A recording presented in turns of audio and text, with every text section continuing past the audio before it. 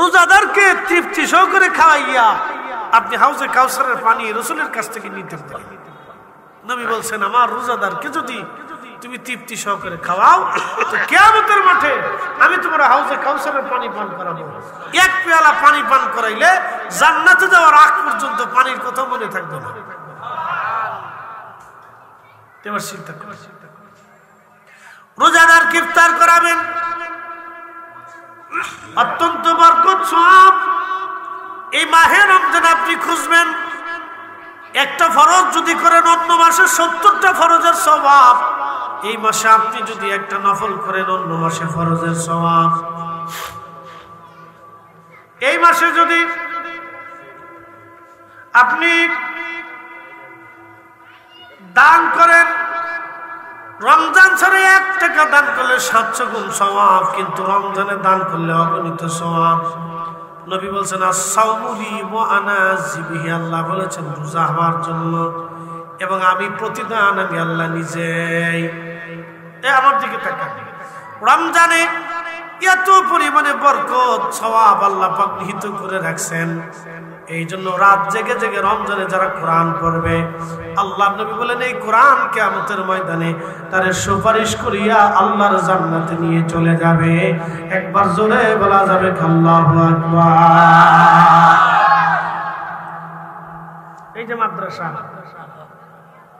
আমার দিকে তাকান, এই যে মাদ্রাসা, এই বাচ্চারা রাত 3টে 3:30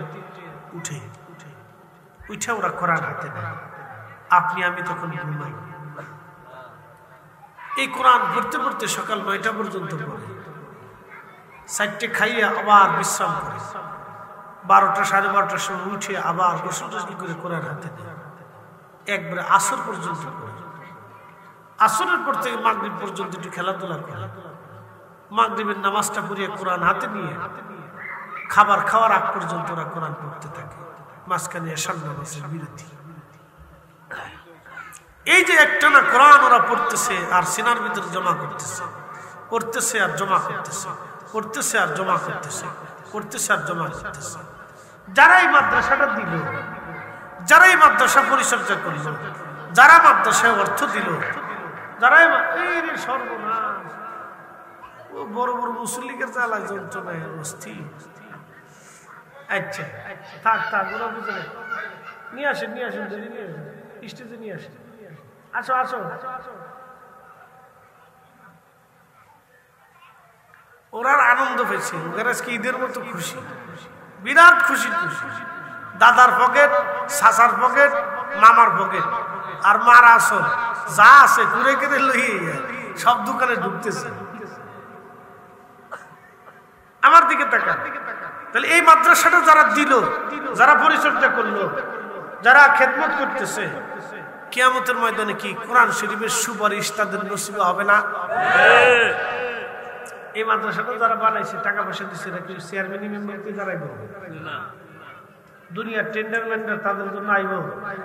তারা একমাত্র আল্লাহ এবং তার রাসূলকে খুশি করার জন্য করছে। একটা ঘটনা শুনাইয়া শেষ করতেছি। বিশ্ববিখ্যাত বাদশা ছিলেন সুলতান মাহমুদ গজনবী। গজনি বলে, গজনিটা কোথায়? উনি গজনি সাম্রাজ্যের বাদশা ছিলেন। বর্তমান আফগানিস্তান, উজবেকিস্তান, কিরগিজস্তান, কাজাখস্তান, তুর্কমেনিস্তান, বেলুচিস্তান, পাকিস্তান, এই বেল্ট, এই অঞ্চলের বিরাট একটা অংশ মিলেছিল গজনি সাম্রাজ্য। এই গজনি সাম্রাজ্যের অধিপতি সুলতান মাহমুদ গজনবী বড় আশিক রাসূল, বড় আবেদ বান্দা ছিলেন তিনি। একদিন রাত্রিবেলা তিনি ঘুরে ঘুরে দেখতে লাগলেন কে খায় কে খায় না, কে ঘুমায় কে ঘুমায় না। ঘুরে ঘুরে দেখতে দেখতে তিনি ধরেন এই রহিমানগর বাজারে আসছে। ধরেন এরকম রহিমানগরের বাজারের মধ্যে একটা বাজারে ঢুকছে ছদ্মবেশে। তো ওনার হাতে একটা প্রদীপ ছিল, এই প্রদীপের ডাটিটা স্বর্ণ দিয়ে বানানো ছিল। যে মশাল, এটা ডাটিটা খুব স্বর্ণ দিয়ে বানানো ছিল। বাচ্চা এই প্রদীপটা হাতে করে ওই বাজারের মধ্যে ঢুকে ঘুরে ঘুরে দেখতেছে বাজার তোদের কি করতেছে, কে কেমন বেছে, দাম বেশি নেয় না কম নেয়, ঘুরে ঘুরে দেখতেছে। নিজে দেখতেছে দাম বেশি নেয় না কম নেয় না, 2 নম্বর দেয় না ভেজাল দেয়, ঘুরে ঘুরে দেখতেছে। আল্লাহু আকবার। সে দিনটা কত সুন্দর দিন ছিল, সে কত শান্তির দিন ছিল যে নিজের রাজাবাদ ছাড়া ঘুরে ঘুরে প্রজাদের তদারকি করত। সেদিন কত মধুর ছিল, কত ন্যায় পরায়ণ ছিল যে বাচ্চা নিজে রাত্রিবেলা ছদ্মবেশ ধরে ঘুরে ঘুরে দেখতেছে যে কার কি অভাব আছে, দুঃখ বেদনা আছে। তো বাজারে যায় দেখতেছে এক দোকানদার প্রদীপের পাশে বসে একটা ছেলে কিতাব পড়তেছে। একসাথে বলবেন না মারহাবা। এই ছেলেরা যেমন মাদ্রাসায় পড়তেছে, তো এই রহিমানগর বাজারে যাই একটা দোকানের পাশে বসে ও কিতাব পড়তেছে। বাচ্চা জিজ্ঞেস করলেন, এ বালক, তুমি দোকানদারের প্রদীপের পাশে বসে কিতাব পড়ো কেন? তোমার কি প্রদীপ নাই? ছেলেটা বলল, না আমি এতিম, আমি গরিব মানুষ, প্রদীপ কেনার মতো অর্থ করি আমার নাই। কথা সত্য। আগে এমনও দিন গেছে একজনের জুতা কিনবে, সেই পয়সাও ছিল। জুতা নষ্ট হবে দিয়ে অনেকেই জুতা কিন্তু হাতে করে নিয়ে এইটি গেছে। আমি কিপ্টের জন্য বলতেছি, আমি পরিসংখ্যান থেকে বলতেছি, এটা লজ্জাসম কিছু। একটা চাদর একজনের 30 বছর গেছে। তখন আমরা সকালে এক চাদর, দুপুরে আর এক চাদর। ঈদ আসলে পোশাকের কোনো অভাব নাই। একটা ছেলে 8টা 10টা করে প্যান্ট। আর আমাদের জীবনে এমনও গেছে, ডন্ট মাইন্ড, মনে কিছু নিয়ে না, এক হাফ প্যান্ট পরে আমার ছোটকালে এক হাফ প্যান্টই, এক প্যান্টই 3-4 দিন, 8 দিন, 10 দিন, 1 সপ্তাহ পার করছে। এরকম গেছে, এক প্যান্টই 1 সপ্তাহ চলে গেছে। আর এখন আমাদের বাচ্চারা সকালে একটা পরে, দুপুরে আর একটা পরে, রাত্রে একটা পরে, পড়তে ঈদে ঈদে মার্কেটে মার্কেটে যুগায় যুগায় খালি প্যান্ট কিনতে থাকে। তারপরেও ফুলা হাফ প্যান্ট পরে রাস্তা দিয়ে হাঁটে। তারপরেও যুবক হাফ প্যান্ট পরে রাস্তা দিয়ে হাঁটে। মেয়েদের কাপড়ের কোনো অভাব নেই। উড়ে সেট, জায়গায় জায়গায় সেট, পাখি সেট, পক্ষী সেট, এই সেট সেই সেট, কিরণমালা, জিরণমালা, থ্রিমালা, যেই মালা সেই মালা, কত মালা। তারপরেও তার উন্না পিছে থাকে, বেডি সামনে থাকে। কি কথা কর না কা? লজ্জা শরম কুত্তাই লয়ে গেছে গা। এই অবস্থা চলতেছে। আহা, কিয়ামতের ময়দানে সবাইকে দাঁড়াইতে আল্লাহ তাআলা এই পোশাকের হিসাবটা একদিন আল্লাহর দরবারে পুষিয়ে দিতে হবে। যদি আল্লাহ হিসাব চাইয়ে বসে, তো ফরিদি সাহেব কেন, ফরিদি সাহেবের 14 গোষ্ঠীর পক্ষেও এক পেয়ালা চায়ের হিসাব দিয়ে জান্নাতে যাওয়ার তৌফিক নেই। মনে রেখে এই জন্য অধিক পরিমাণে ইস্তিগফার করতে হয়। আল্লাহ রাসূল বলেছেন, উম্মত প্রত্যেকদিন 70 বার ইস্তিগফার করো, 70 বার ক্ষমা চাও। আর আমার দেশের মুসলমান এক দল আইছে, দোয়া বন্ধ করে দাও, বেদাত ও শয়তান কোথাকার, ও ইসরায়েলের দালাল। কথা কর না কেন?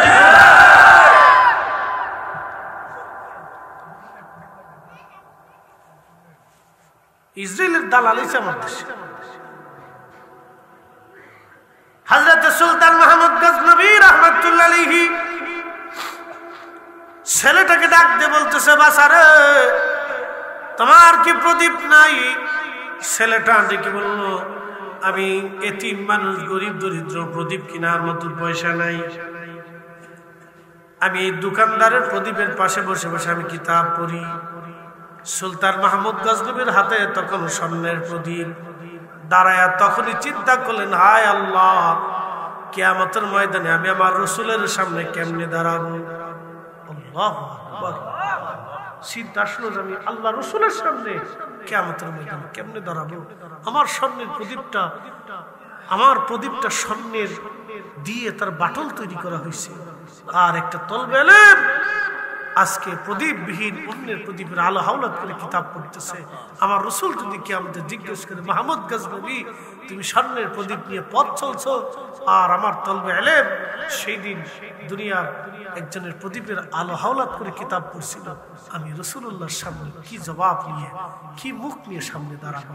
তখনই ডাক দিয়ে বলতেছে, বাছা রে, আমার এই প্রদীপটা তোমাকে দিয়ে দিলাম, খুব দামি স্বর্ণ দিয়ে বানানো। তুমি কালকে থেকে এই প্রদীপ দিয়ে কিতাব পড়বা। প্রদীপ দিয়ে রাত্রে চলে গেছে, রাজপ্রাসাদে যে ঘুমাইতেছে, স্বপ্নে দেখে রাহমাতুল লিল আলামিন তশরিফ আনছে। চিৎকার করে বলেন ইয়া রাসূলুল্লাহ, নবী আসেনি? উম্মত কি করে রাসূলের দরবারে খবর আসেনি?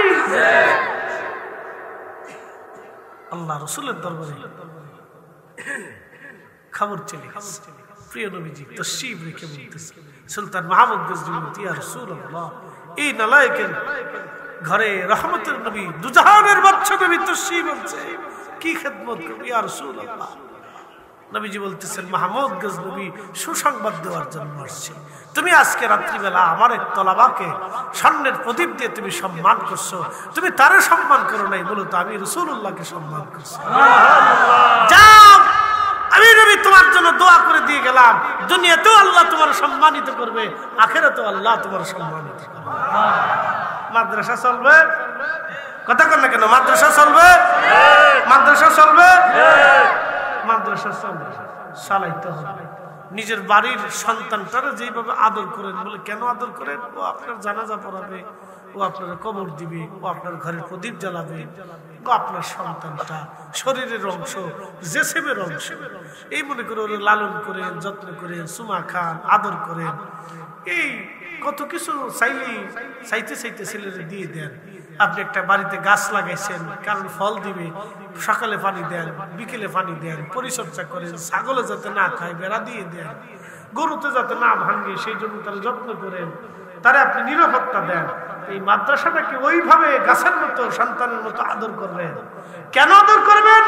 আপনি মরে গেলে অটোমেটিক কবরে নেকি চলতে থাকবে, চলতে থাকবে, চলতে থাকবে, চলতে থাকবে। আপনার বাচ্চাটাকে যেমন আদর করেন, এই মাদ্রাসাকে এইভাবে আদর করতে হবে। এই কথাটা যদি বুঝে থাকেন, তাহলে আমলে পরিণত করবেন। নিজের রিজিক থেকে কিছু রিজিক মাদ্রাসার জন্য বরাদ্দ করে দেবেন। এক বস্তা চাল বরাদ্দ করে দেবেন, কিছু ডাল বরাদ্দ করে দিবেন, কিছু তেল কিনে এনে দিবেন। নষ্ট হবে না আপনার এই তেলটা, আপনার এই চালটা নষ্ট হবে না, আপনার অর্থটা নষ্ট হবে না। আপনার এই বাচ্চারা দেখবেন আসে, ওদের জন্য কিছু পোল্ট্রি গোশত নিয়ে আসবেন, কিছু মাছ কিনে দিবেন, ওরা খাবে, কোরআন পড়বে। দেওয়ার সময় নিয়ত করবেন, আল্লাহ আমার পূর্বপুরুষ কবরে চলে গেছে, ওরা যে কোরআনটা পড়ে এর নেকিটা আমার পূর্বপুরুষের কবরে দিয়ে দিও। এক বস্তা চাইলে ওরা সারা বছর কোরআন পড়বে। 3 জন হাফেজ হয়েছে, আল্লাহু আকবার। এই বছর 3 জন হাফেজ হয়েছে, একসাথে বলবেন না মারহাবা? 3 জন কোরআনের হাফেজ। হাফেজের মর্যাদা কেমনে বলবো? আমি তো বলার কিছু নাই, রাসূল করিম নিজেই বলছেন, মান করাল কোরআন ফাস্তাযহারাহু ফাআল্লা হালালাহু ওয়া হারামা হারামাহু আদখালাহুল জান্নাহ। যে কোরআন মুখস্থ করলো, সিনার ভিতরে জমা করলো কোরআনের আইন, হালালকে হালাল এবং হারামকে হারাম জেনে নিজের জীবন চালাইলো, আদখালাহুল জান্নাহ, আল্লাহ থেকে জান্নাতে প্রবেশ করাবেন, জান্নাতে দিয়ে দিবেন। জান্নাতে যখন সে চলে যাবে, তখন ওই রকম জান্নাতে যাওয়ার সময় সে এমন 10 জনকে সুপারিশ করে জান্নাতে নিয়ে যাবে। ওয়াজাবাত লাহুন নার, আল্লাহ তাদের জন্য জাহান্নামকে ওয়াজিব করে দিয়েছিল।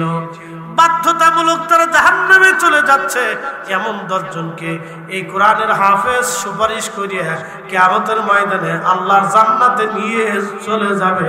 একবার জোরে বলা যাবে সুবহানাল্লাহ। নিজের সন্তানদেরকে, আত্মীয় স্বজনদেরকেও আমরা মাদ্রাসায় পড়ানোর চেষ্টা করি। 15 জন আছে, নিজেরা আরো 10 এলাকা আশেপাশে এলাকা থেকে বলবেন যে আমাদের একটা প্রতিষ্ঠান আছে সুন্দর, 3টা ছেলে, 15 জনের ভিতরে 3টা ছেলে হাফেজ হয়েছে, 4টা কথা না। যদি 45টা ছেলে থাকতো তাহলে 9টা হইতো, যদি 60টা থাকতো, 90টা থাকতো তাহলে বড় কয়টা হতো? 18টা কোরআন হাফেজ না হলো 15টা হইতো, তা বাদ দিলাম 12টা হইতো। তার মানে পড়ালেখার মান কিন্তু একবারে খারাপ না, যথেষ্ট মান। এই অল্প কয়েকজন ছেলের ভিতরে 3টা ছেলে কোরআন হাফেজ হয়, এখানে 4টা কথা। তাহলে 100টা ছেলে যদি থাকতো তাহলে কতটি হাফেজ হইতো? মিনিমাম হলেও এই 15-20 জন কোরআন হাফেজ হতো। এই জন্য মাদ্রাসাকে আপনারা যত্ন করবেন, পরিচর্যা করবেন। আমি যেভাবে বুঝাইলাম সেইভাবে করবেন। নিজের সন্তানকে, নিজের বাড়ির গাছটাকে, জমিনটাকে, ফসলটাকে যেভাবে যত্ন করেন, এই মাদ্রাসাটাকে এইভাবে যত্ন করেন আপনার আখিরাতের জন্য। মনে রাখবেন, ফল এই আজকে খাইছেন, হজম হয়ে যাবে। এই ফল এখন খাইছেন, এখন স্বাদ নিবেন। কিন্তু এই কোরআনের মাদ্রাসা, এই তলবে এলেমরা যতদিন কোরআন পড়বে, আলেম থেকে আলেম হবে, ততদিন কবরে থেকে আপনি স্বাদ পেতে থাকবেন। গাছের স্বাদ, ফল খাইছেন, এখন খাইছেন, এখন স্বাদ পাবেন। 20 মিনিট পরে কিন্তু আর স্বাদ পাবেন না। পাবেন? এখন আমি চা খাইছি, চার স্বাদ এখনই পাবেন। এখন খাইছি, এখনই পাবেন। 5 মিনিট পরে কিন্তু এই চার, 2 মিনিট পরে, 1 মিনিট পরে চার কোনো স্বাদ নাই। কিন্তু মাদ্রাসার স্বাদ আপনি পাইতে থাকবেন। এই জন্য আমরা অবশ্যই এগুলি করবো। আল্লাহ আমাদেরকে যেন মাদ্রাসা তাদেরকে করার, বেশি বেশি খেদমত করার তৌফিক দেন সকলে। আচ্ছা, একটু জিকির করাবো। আমার আবার একটু দূরে, এই যিনি দাওয়াত লেখেছিলেন তিনি একটু ভুল করে ফেলছেন। আমার কেছিল শাসা, তো পরে আজকে যখন শুনছি রহিমানগর, তো না আমার মাথায় কাজ করে সর্বনাশ। কয় কি আমি এখান থেকে পরে মাহফিলুল আমার মুন্সিগঞ্জ এখন যাই, কেমনে টেকেল দেবো? তারপর আল্লাহর ইচ্ছা, এটা দরদারি বিষয় ইনশাআল্লাহ আমার জন্য আল্লাহ কবুল করুন। সকলে বলেন আমিন। একটু জিকির। আসসালামু আলাইকুম ওয়া রাহমাতুল্লাহি ওয়া বারাকাতুহু।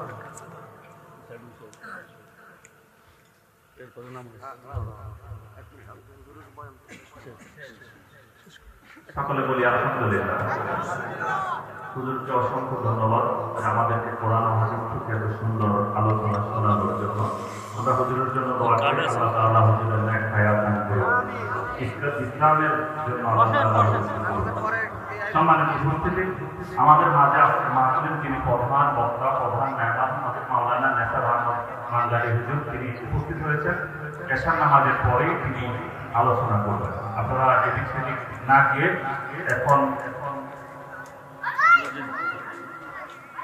এখন আমাদের সামনে আমাদের মাহফিলের আজকের বিশেষ মেহমান, আমাদের বহর দক্ষিণীয় ইউনিয়নের সম্মানিত সফল চেয়ারম্যান জনাব মোহাম্মদ আমির হোসেন তাদেরকে বক্তব্য দেওয়ার জন্য অনুরোধ করছি।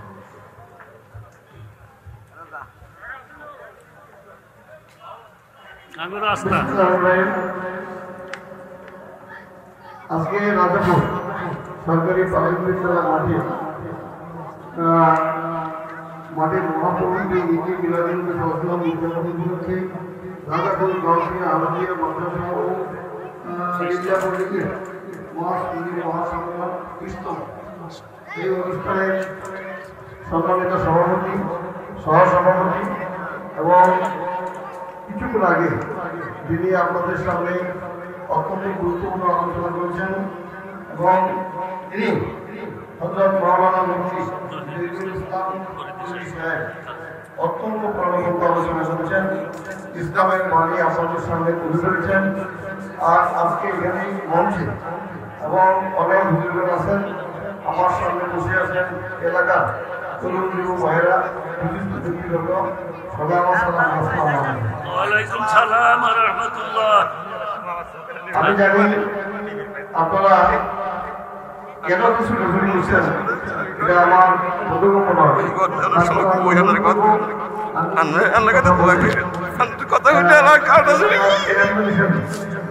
আপনাদের যে প্রতি আমার কিছু দায়িত্ব আছে সেগুলো বলার জন্য আজকে আসলে আমি পেরেছি।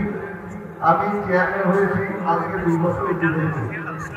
এই 2 বছরে আমাদের রাজাপুর সাধুরা আপনার এই ওয়ার্ডে 8 নম্বর ওয়ার্ডে আমার জনমত আমি জয়েন করে এসেছিলাম এবং আমার দায়িত্ব পালনে আপনাদের সাথে অনেক কথাবার্তা হয়েছে। আমি আপনাদের কথা বলেছি, হয়তো সকল দায়িত্ব আমি পালন করতে ব্যর্থ হয়েছি, সেই জন্য এটা আমারই দোষ। সুতরাং আজকে আমি যে একটি কথা বলার আগে আমি 4-1টা মানুষের নাম না নিলে আমি সর্বরাগে আমি অকৃতজ্ঞ হয়ে যাব। আমাদের যেমন পুত্রদারি সাহেব, তিনি মারা গেছেন, অনেক দিন আগে মারা গেছেন। এই পুত্রদারি সাহেব এই এলাকার এই সুন্দর সমাজ নির্মাণে তার ভূমিকা ছিল। আমাদের গ্রামে আলিয়া সাহেব তিনি মারা গেছেন। তার ওই ডাক্তার আমাদের নুরুল হক সাহেব, তিনিও মারা গেছেন। মাস্টার শামসুল সাহেব এবং আমাদের হোসেন মাস্টার সাহেব চরম অসুস্থ। তাই আজকে এই সমস্ত লোকদেরকে আমি শ্রদ্ধার সঙ্গে স্মরণ করি। আজকে